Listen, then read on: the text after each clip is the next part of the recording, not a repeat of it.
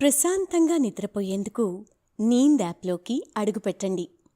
ఈ క్షణమే నీంద్ యాప్ను డౌన్లోడ్ చేసుకోండి.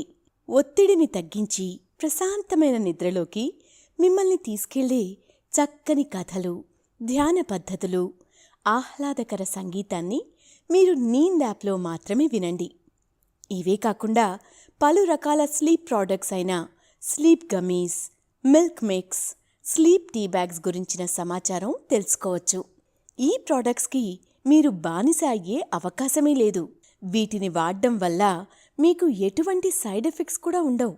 సంపూర్ణంగా నిద్రపోయేందుకు ఇవి సహకరిస్తాయి. మీ నిద్రానుభవాన్ని మరింత మెరుగుపరుస్తాయి. నమస్తే, నా పేరు శ్రీకాంత్ ఎర్రమెల్లి. వరలక్ష్మి శ్రీనివాస్ రచించిన అడవి దాహం తీర్చిన అతడు అనే కథను ఇప్పుడు మీకు నేను చదివి వినిపిస్తాను. ఈ అనంత విశ్వంలో అత్యంత అందమైనది ప్రకృతి. ప్రకృతిలో ఉన్న పంచభూతాలు శక్తి కారణంగానే మానవ మనుగడ ముందుకు సాగుతోంది. అయితే అలాంటి మానవుడే ఇప్పుడు ప్రకృతిని నాశనం చేస్తున్నాడు. ప్రకృతి చేసిన ఏ చిన్న సాయం అయినా సరే అది మనకి జీవితకాలం పాటు తిరిగి చేస్తుంది. అలాంటి సాయం ప్రకృతికి రంగన్న ఏ విధంగా చేశాడు, అతను తిరిగి ఎలాంటి ప్రతి సహాయం పొందాడు అనేది ఈ కథలో మీరు తెలుసుకుంటారు. అయితే మనం కథలోకి వెళ్లే ముందు సౌకర్యవంతమైన స్థితిలోకి వెళ్దాం. మీకు ఇష్టమైన రీతిలో పడుకుని లేదా కూర్చుని అన్ని లైట్లు ఆఫ్ చేసి మీ కళ్ళు మూసుకోండి. నెమ్మదిగా గాలి పీలుస్తూ పూర్తిగా లోతైన శ్వాస తీసుకుని వదలండి. ఈ ప్రపంచాన్ని, ఇవాల్టి జ్ఞాపకాలను మెల్లగా పక్కకు నెట్టి నిద్రలోకి క్రమంగా జారుకునే సమయం ఇది. మరోసారి నెమ్మదిగా గాలి పీలుస్తూ లోతైన శ్వాస తీసుకుని మీ శరీరంలోని ఒత్తిడి మొత్తాన్ని బయటకు వదిలేయండి. ఇప్పుడు చేయాల్సిందల్లా విశ్రాంతి తీసుకోవడం మాత్రమే. సేద తీరటం, మునుపటి స్థితికి రావటం. మీరు ఇప్పుడు మంచం మీద ఉన్నారు. రోజువారీ అలసట నుండి మీ శరీరం విశ్రాంతి కోరుకుంటున్నట్లుగా మీకు అనిపిస్తుంది కదూ. కాళ్ల నుండి మొదలుపెట్టి మీ అవయవాల్లోని ఒత్తిడిని ఒక్కొక్కటిగా బయటకు పంపించేయండి. మీకోసం అవన్నీ రోజంతా చాలా కష్టపడ్డాయి కాబట్టి వాటికి విశ్రాంతి తీసుకునే అర్హత ఉంది. ముందుగా మీ పాదాల్లో మొదలైన విశ్రాంత అనుభూతి క్రమంగా మీ మోకాలి క్రింది భాగానికి చేరుకుంటుంది. అక్కడి నుండి మోకాళ్లలోకి ప్రవేశిస్తుంది. ఇప్పుడు మీ కాలి ఎగువ భాగాన్ని విశ్రాంతి తీసుకొనివ్వండి. ఈ విశ్రాంత అనుభూతి క్రమంగా మీ పొత్తి కడుపు నుంచి వెన్నెముక గుండా ఎగువ వీపు వరకు వచ్చి తరువాత ఛాతీలోకి ప్రవహిస్తున్నట్లుగా అనిపిస్తుంది. అక్కడి నుండి మీ భుజాల్లోకి, తరువాత చేతుల్లోకి, చివరగా వేలి కొనల వరకు వెళ్తున్నట్లుగా అనుభూతి చెందండి. ఆపై మీ మెడ, తల, ముఖం వరకు ఆ అనుభూతి ప్రవహిస్తుంది. ఇప్పుడు మీ శరీరం మొత్తం ప్రశాంతంగా, రిలాక్స్డ్గా నిద్రకు సిద్ధంగా ఉంది. త్వరలో మీరు చక్కని నిద్రానుభూతినికి లోను కాబోతున్నారు. డ్రీమ్ ల్యాండ్లో ప్రశాంతంగా ప్రయాణిస్తారు. ఈ ప్రయాణం ఇలాగే ఉదయం వరకు కొనసాగుతూ ఉంటుంది. కాబట్టి మీరు కథను వింటున్నప్పుడు మీ శ్వాస కూడా కొద్దిగా అనుసరించండి. పూర్వం వేదనారాయణపురం అనే ఓ గ్రామం ఉండేది. ఆ గ్రామం అడవికి సమీపంలో చుట్టూ పచ్చదనంతో, ఆహ్లాదకరమైన వాతావరణంతో కళకళలాడుతూ ఉండేది. అక్కడి ప్రజలు అందరూ వ్యవసాయం చేస్తూ జీవించేవారు. ఏడాదికి 3 పంటలు పండేవి. ఇలా ఆ గ్రామంలో ప్రజలు సుఖ సంతోషాలతో ఉండేవారు. పంటలు సమృద్ధిగా పండడంతో అందరి ఇళ్లలో నిండుగా ధాన్యరాశులు ఉండేవి. వాటిలో వారికి కావలసినంత వరకు ఉంచుకొని మిగిలినవి అమ్ముకుంటూ ఆ వచ్చిన సంపాదనతో సుఖంగా జీవించేవారు. అలా ప్రతి ఏడాది ఆ ఊరి ప్రజలందరూ ప్రకృతి దేవతని ఆరాధిస్తూ పూజించేవారు. వర్షాకాలం ఆరంభం అయిన తర్వాత ప్రకృతి దేవతకి ముందుగా పూజ చేసి ఆ తరువాత వ్యవసాయ పనులు మొదలుపెట్టేవారు.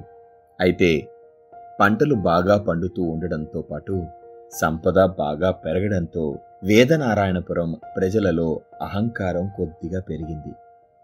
నెమ్మదిగా ఈ దేవతా పూజలను విస్మరించడం మొదలుపెట్టారు.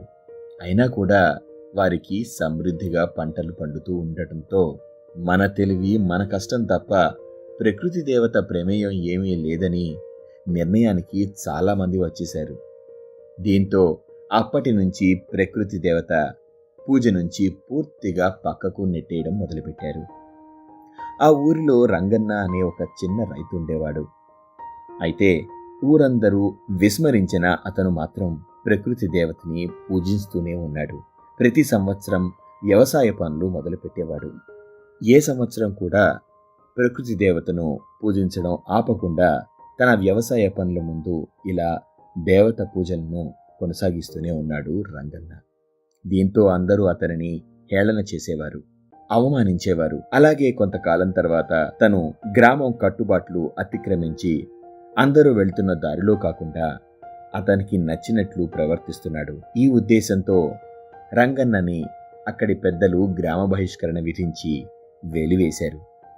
దీంతో రంగన్న కుటుంబంతో కలిసి అడవిలోకి వెళ్ళిపోయాడు. ఇక రంగన్న గ్రామాన్ని వదిలేసిన తర్వాత మరుసటి ఏడాది వర్షాలు సమృద్ధిగా పడకపోవడంతో ఆశించిన స్థాయిలో ఆ ఊరిలో పంటలు పండలేదు. అయితే గ్రామంలో ప్రజలు సంపాదించుకున్న ఆస్తులు ఉండడంతో ఆ ఏడాది వ్యవసాయంతో నష్టం వచ్చినప్పటికీ కూడా సంతోషంగానే బ్రతికేశారు. ఇక మరుసటి ఏడాది కూడా అలాంటి పరిస్థితే వచ్చింది. ఆ ఏడాది కూడా అనావృష్టి కారణంగానే మొత్తం వ్యవసాయం అంతా ఎండిపోయింది. మెల్లగా గ్రామంలో ప్రజలు దాచుకున్న సంపద అంతా తరిగిపోవడం మొదలైంది. అందరిలాగే రంగన్న కూడా వ్యవసాయంలో నష్టం వస్తూ ఉండటంతో ఆర్థికంగా చితికిపోయాడు. 3 పూటలా తినడానికి కూడా రంగన్న కుటుంబం ఇబ్బంది పడుతూ ఉండేది. పేదరికం వారిని వెంటాడుతోంది. దీంతో వ్యవసాయాన్ని నమ్ముకొని బ్రతకలేమని అర్థం చేసుకున్న రంగన్న ప్రత్యామ్నాయంగా మరో పని చేయడం మొదలుపెట్టాడు.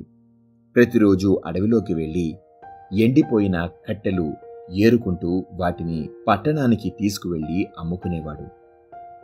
వాటితో వచ్చిన డబ్బుతో కుటుంబాన్ని కొద్ది కొద్దిగా పోషించుకుంటూ ఉండేవాడు. మళ్లీ వర్షాకాలం రానే వచ్చింది. ఎప్పటిలాగే రంగన్న ప్రకృతి దేవత పూజ చేసి వ్యవసాయం పనులు పూర్తి చేశాడు. అయితే మళ్లీ అనావృష్టి కారణంగా పంట పండలేదు. అయితే పంటలు పండకపోయినా వ్యవసాయం చేయడం రంగన్న వదిలిపెట్టలేదు, ఆపలేదు. ఇక వేదనారాయణపురంలో ప్రజలు మాత్రం 3 ఏళ్ల నుంచి ఈ వస్తున్న అనావృష్టి వల్ల వర్షాలు సరిగ్గా పడకపోవడంతో వ్యవసాయం ద్వారా వచ్చే ఆదాయం ఏమీ లేకపోవడంతో గ్రామాన్ని వదిలి నెమ్మదిగా బ్రతుకు తెరువు కోసం పట్టణానికి వలస వెళ్ళిపోతూ ఉండేవారు. గ్రామానికి ఏదో అరిష్టం పట్టుకుందని చుట్టుపక్కల ప్రాంతాలకి వర్షాలు సక్రమంగా పడుతూ పంటలు బాగా పండుతున్నా మన గ్రామంలో మాత్రం అనావృష్టి వచ్చిందని ప్రజలు భావించారు. వారి నమ్మకం తర్వాత బలమై మూఢనమ్మకంగా మారిపోయింది. దీంతో ఆ గ్రామాన్ని వదిలి ప్రజలు మెల్లగా పట్టణానికి వెళ్ళిపోతూ ఉండేవారు. అలా కొంతకాలానికి గ్రామం పూర్తిగా ఖాళీ అయ్యే స్థాయికి వచ్చేసింది. అయితే రంగన్న మాత్రం సొంత ఊరిని వదిలి వెళ్లేందుకు ఆసక్తి చూపించేవాడు కాదు. ఉన్న ఊరు కన్నతల్లి సమానం.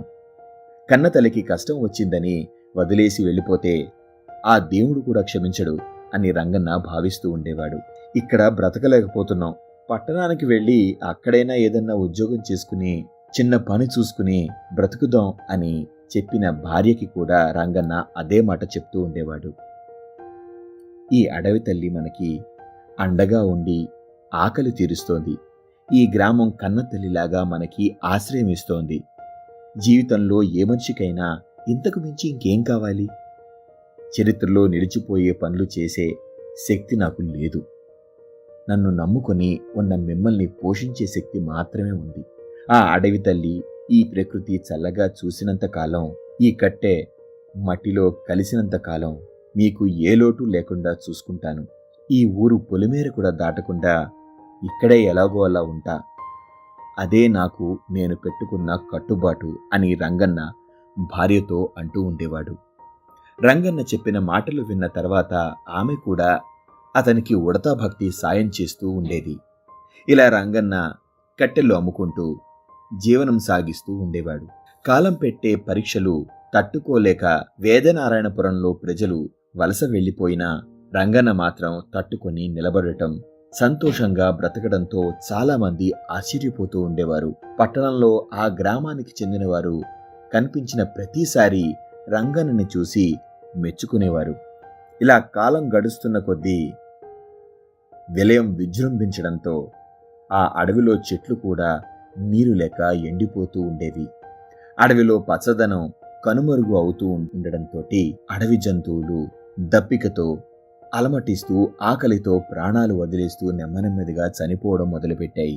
కొన్ని జంతువులు ఆ అడవిని వదిలి వేరే అడవులకు వలస వెళ్లిపోయేవి. అయితే కట్టెలు అమ్ముకొని బ్రతుకుతూ ఉండటం వలన అడవి ఎండిపోవడం రంగన్నకు ఆర్థికంగా ఎదగడానికి అవకాశం దొరికినట్లుగా తయారైంది.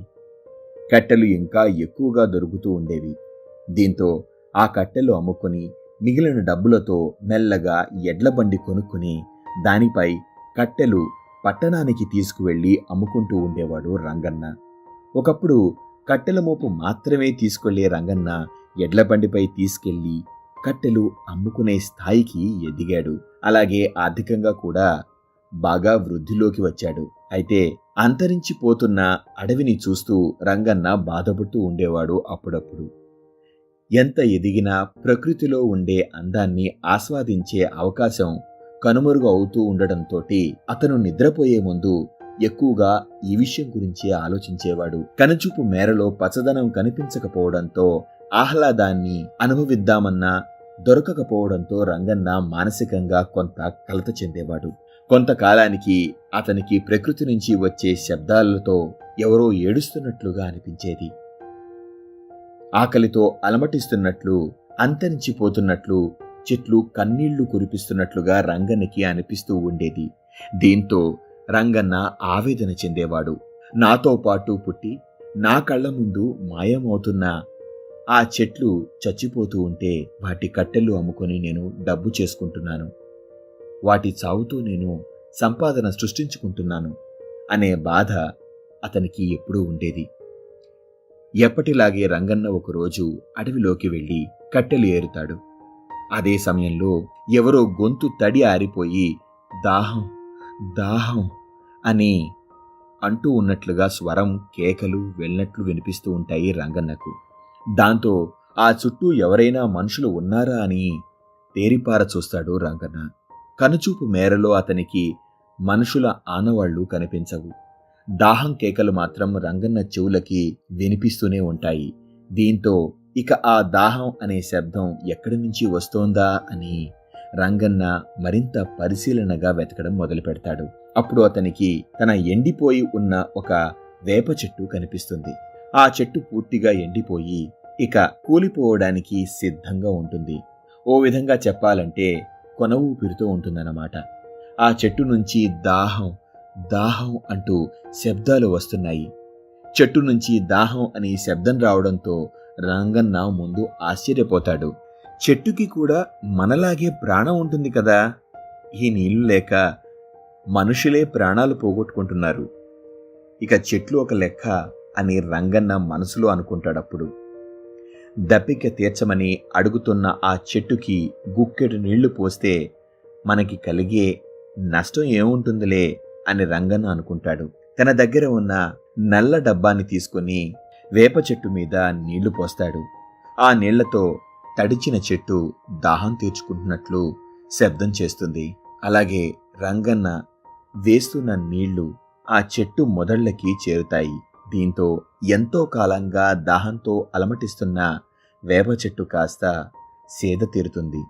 కొద్దిసేపటి తర్వాత మిగిలిన చెట్ల నుంచి కూడా అదే విధంగా దాహం దాహం అనే బాధతో కూడిన శబ్దాలు రంగన్నకు మళ్ళా వినిపిస్తాయి.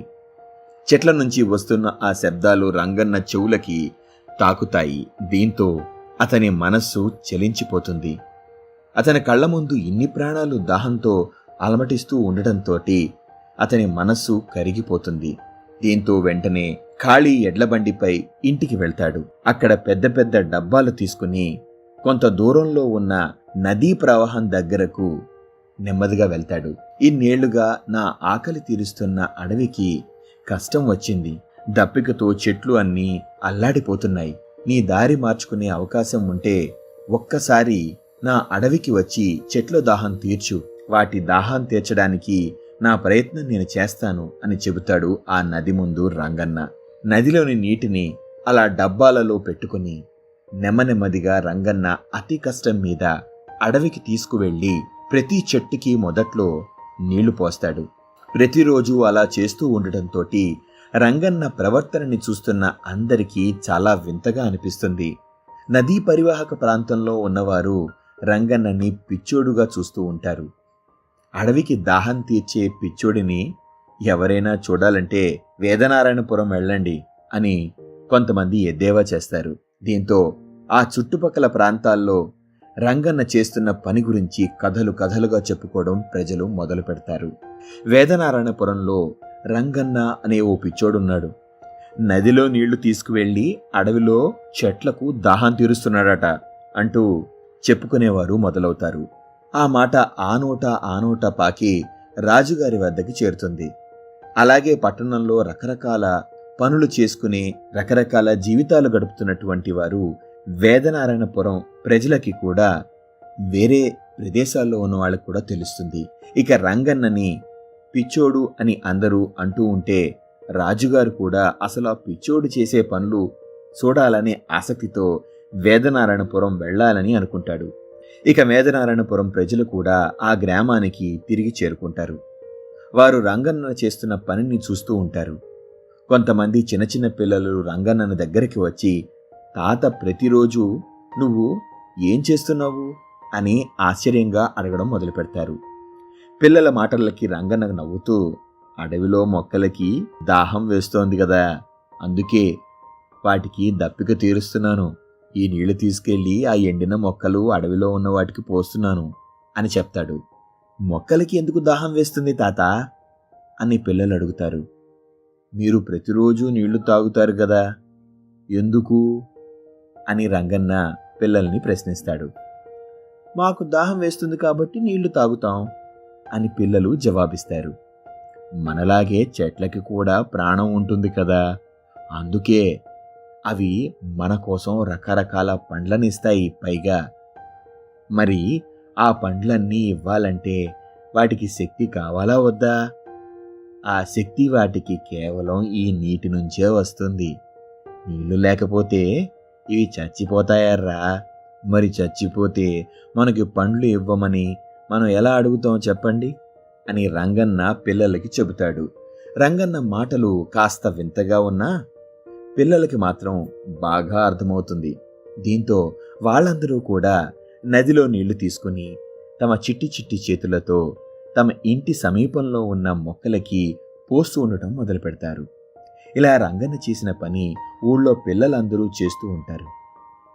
అలా సమీప గ్రామాల ప్రజలు రంగన్న చేస్తున్న పిచ్చి పని వలన నదిలో నీరు తరిగిపోతోందని విచిత్రమైనటువంటి ఫిర్యాదు రాజుగారి వద్దకు తీసుకెళ్లే ప్రయత్నం చేస్తారు. దీంతో రాజు వేదనారాయణపురం గ్రామానికి ఒకరోజు వస్తాను అని చెప్పి రానే వస్తారు. రంగన్న పంచాయతీకి పిలిపిస్తారు. రంగన్నని ఒక దోషిలాగా రాజు ముందు ప్రవేశపెడతారు ఆ ఊరు ప్రజలందరూ.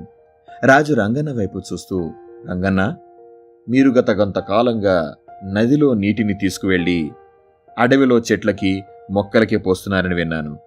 దీనివలన నదిలో నీరు తరిగిపోతోందని ఆ చుట్టుపక్కల ఉన్న ప్రజలు ఆరోపిస్తున్నారు. దీనిపై మీరేదైనా విచారణ ఇవ్వాల్సి ఉందనుకుంటున్నారా అని అడుగుతాడు రాజు. దానికి రంగన్న రాజుగారి వైపు చూస్తూ, నదిలో నీళ్లు ఎందుకు తరిగిపోతాయి మహారాజా? నేను చెట్లకి మోస్తున్న ఆ కొద్దిపాటి నీళ్లకే నదిలో నీళ్లు తరిగిపోతే ఎలా చెప్పండి? దానికి పక్కనే ఉన్న మంత్రి మాట్లాడుతూ, రంగన్న గత కొన్నేళ్ల నుంచి మీ ప్రాంతంలో వర్షాలు పడటం లేదు అనే విషయం మీకు తెలుసా? ఈ వర్షాలు పడకపోవడం వల్ల నదిలో నీరు మెల్లగా ఆవిరైపోతోంది. నిత్యం నిండుకుండలా పారే నది, ఆ నది జలాలు గత 4 ఏళ్ల నుంచి పూర్తిగా అడుగంటిపోయాయి తెలుసా? ఇంకా ఉన్న ఆ కొద్దిపాటి నీళ్లు నువ్వు తీసుకువెళ్ళి అనవసరంగా అడవిలో పోస్తున్నావు. నువ్వు వృధాగా పోస్తున్న ఆ నీళ్లు ఎంతోమంది ప్రజల దాహార్తిని తీరుస్తాయి. ఆ విషయం మీకు తెలుసనే అనుకుంటాను అన్నారు మంత్రిగారు. ఉన్న కొద్దిపాటి నీటిని మీరు అడవిలో పోస్తే తరిగిపోకుండా ఉండటానికి ఎలా సాధ్యం చెప్పండి అని మంత్రి రంగన్న వైపు చూస్తూ అడిగారు. దానికి అక్కడున్న ప్రజలు కూడా అవును అవును అన్నట్లుగా ఆ పంచాయతీలో అరవడం మొదలుపెట్టారు. ఇక మహారాజు చెయ్యి పైకి ఎత్తి ప్రజల్ని నిశ్శబ్దంగా ఉండమని చెప్పాడు. దీంతో ప్రజలందరూ నిశ్శబ్దంగా ఉన్నారు. రంగన్న మంత్రిగారు చెప్పింది, ప్రజల వాదన విన్న మహారాజు, రంగన్న, మంత్రిగారు చెప్పిన విషయం, ప్రజల వాదన, దీనికి మీ దగ్గర సమాధానం ఉందా అని మహారాజు గారు గంభీరంగా అడుగుతారు. దానికి రంగన్న మాట్లాడుతూ, ఉంది మహారాజా. 4 ఏళ్ల క్రితం వరకు ఆ అడవి పచ్చదనంతో ఎంతో అందంగా ఉండేది. అలాగే తినడానికి ఎన్నో ఫలాలని అందించేది. చుట్టూ ఉన్న గ్రామాల ప్రజలకి ఆహారాన్ని అందించేది. అలాగే చక్కనైన గాలిని అందిస్తూ ఉండేది. ఎన్నో వనమూలికలని అందిస్తూ, ఔషధాన్ని అందిస్తూ ఎంతోమంది ప్రజల ప్రాణాలను కాపాడుతూ ఉండేది. అడవి పచ్చదనంతో ఉండటం వలన దాని నుంచి వచ్చే చల్లని గాలితో మేఘాలు వర్షించేవి. ఆ వర్షంతో పంటలు పండేవి. ఆ పంటలు అందరూ తింటూ సంతోషంగా బ్రతికేవారు. ఈ అడవిని నమ్ముకుని మన పూర్వీకులు ఈ ప్రాంతాలకు వచ్చి నివాసం ఏర్పరచుకుని బ్రతకడం మొదలుపెట్టారు. అలాగే మనలాంటి ఇంకెన్నో జంతువులకి ఈ అడవి ఆవాసంగా అయింది. ఎన్నెన్నో తరాల నుంచి మనల్ని పోషిస్తున్న, సంరక్షిస్తూ వస్తున్న ఈ అడవి అనుకోకుండా కష్టం వచ్చి ఇప్పుడు ఇలా ఎండిపోయింది. ఏ దేవుడి శాపమో అడవికి గ్రహణం పట్టింది. మేఘాలు ఈ అడవిని తడపకుండా దాటిపోతున్నాయి. దీంతో ఇక్కడ వర్షం కరువైపోయింది. వర్షాలు పడకపోవడంతో వ్యవసాయం ఆగిపోతోంది. వ్యవసాయం లేకపోవడంతో దానిమీద బ్రతికే ఇక్కడి ప్రజలు అడవిని వదిలి, ఊరిని వదిలి వలస వెళ్ళిపోతున్నారు. బ్రతకడానికి వేరొక చోటికి పారిపోతున్నారు. అడవి వలన బ్రతికిన ప్రజలందరూ అది కష్టంలో ఉన్నప్పుడు వదిలేసి వెళ్ళిపోతున్నారు. అయితే నాకు బయటికి వెళ్ళి బ్రతికేంత శక్తి లేక ఇక్కడే ఉండిపోయాను. ఈ ఊరిని, ఇక్కడి మట్టిని, చుట్టూ ఉన్న అడవిని నమ్ముకొని ఉన్న నాకు ఇక్కడ చెట్లు ఒక్కొక్కటిగా చనిపోతూ ఆహారం పెట్టమని అడుగుతున్నాయి. ఆర్థికంగా ఎదగడానికి ఎండిపోతున్న ఆ అడవే నాకు కూడా తోడ్పడింది. ఈ చెట్లు చనిపోతూ కూడా నాకు సంపదని సృష్టించి పెట్టాయి. మరి ఇంత చేసిన ఈ చెట్లు నన్ను ఒకరోజు దాహం తీర్చమని అర్థించాయి. ఇక చెట్టు దాహం తీర్చే ప్రయత్నం చేస్తే ఇక్కడున్న వేలాది వృక్షాలు పెట్టిన దాహం కేకలు నా చెవులకు వినిపించాయి. ఆ క్షణం అవి కూడా మనలాంటి ప్రాణులే కదా అనిపించింది. వాటికి ప్రాణం పోసే ప్రయత్నం చేశాను. కష్టం అని తెలుసు, కానీ ఆ చెట్లు పెట్టే కన్నీళ్లు నన్ను కరిగించాయి. అందుకే కష్టాన్ని మర్చిపోయి మరీ వాటి దాహం తీర్చే ప్రయత్నం చేస్తున్నాను. వృద్ధాప్యంలో ఉన్న చెట్లు వదిలిపోతూ నా ఆకలి తీరుస్తూ ఉంటే కొత్తగా ఉద్భవించే మొక్కలు దాహాన్ని నేను తీరుస్తున్నాను. సాయానికి ప్రతి సాయం చేస్తున్నాను. ఇది తప్పని నాకు ఏ క్షణం కూడా అనిపించలేదు మహారాజా. అందుకే సంతోషంగా, ధీమాగా చేస్తున్నాను. మీకు తప్పని అనిపిస్తే శిక్షించండి, సంతోషంగా స్వీకరిస్తా అని రంగన్న మహారాజుతో వినమ్రంగా చెప్పాడు. రంగన్న మాటలు మహారాజుకి చాలా గొప్పగా అనిపించాయి. అతను చేసిన పని ఒక అద్భుతంగా అనిపించింది. అయితే ఆ విషయాన్ని అక్కడ ప్రజలందరికీ మహారాజు ప్రత్యక్షంగా నిరూపించాలనే ఆలోచన తీసుకొచ్చాడు.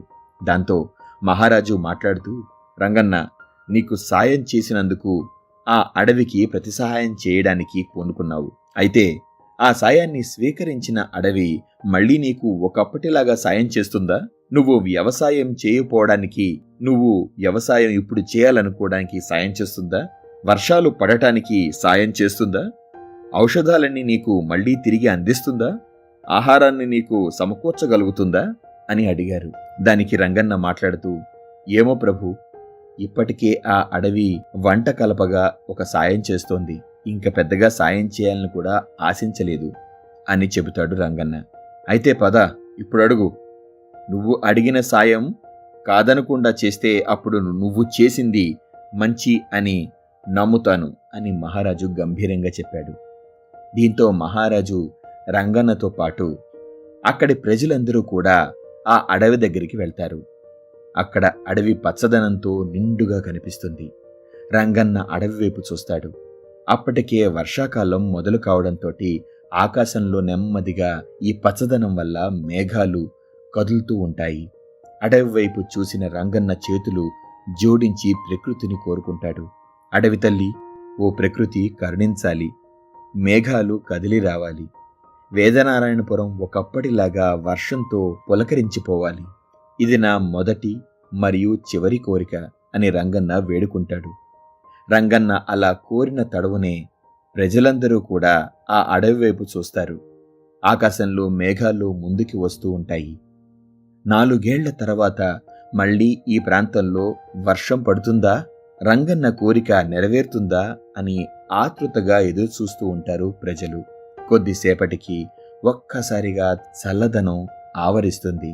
ఆకాశంలో అంతవరకు ముందుకి కదిలిపోతున్న మేఘాలు ఒక్కసారిగా అక్కడ నిలిచిపోయినట్లుగా అనిపిస్తాయి. ఆ ప్రాంతం అంతా మేఘావృతం అవుతుంది. కరిమబ్బులు విచ్చుకొని ఆ ప్రాంతం అంతా నల్లగా మారిపోతుంది. మొదటిగా ఒక్క చినుకు నేలను తాకుతుంది.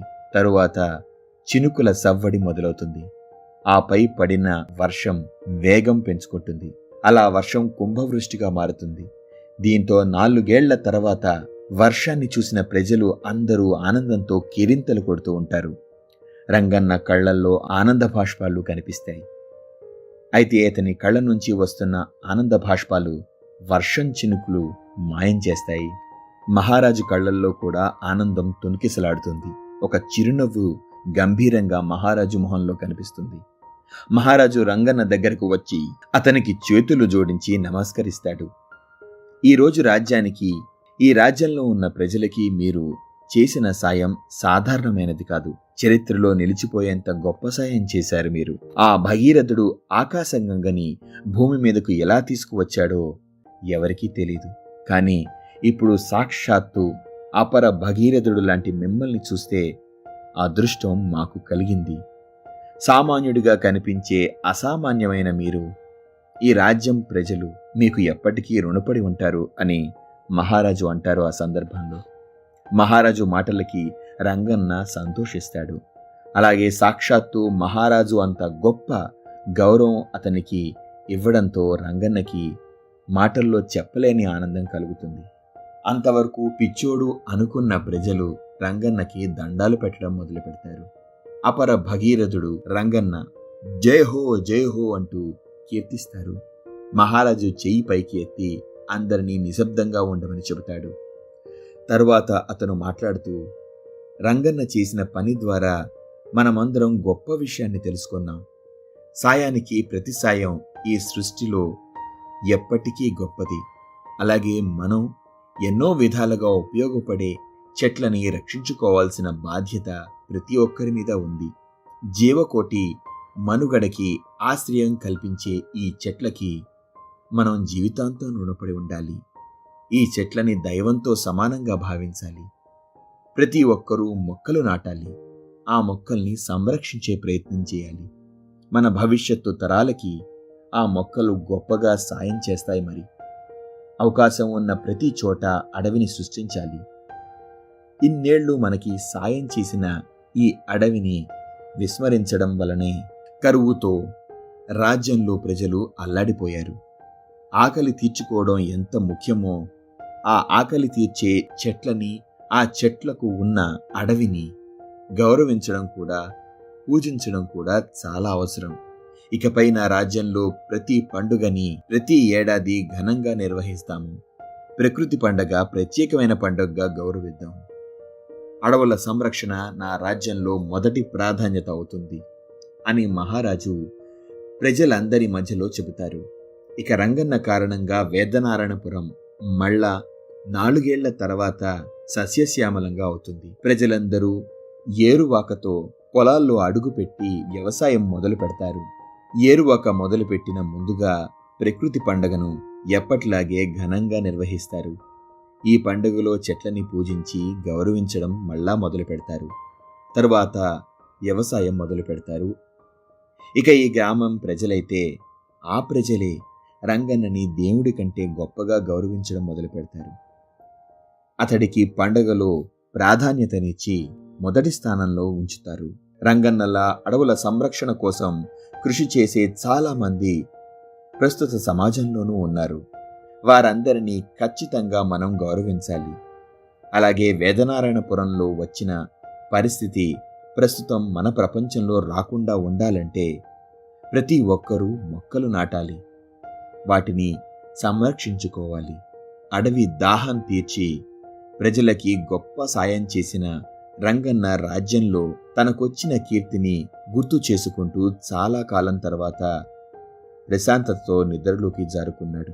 మీరు కూడా ప్రకృతిని గౌరవించి ఇప్పుడు ప్రశాంతంగా నిద్రలోకి జారుకోండి.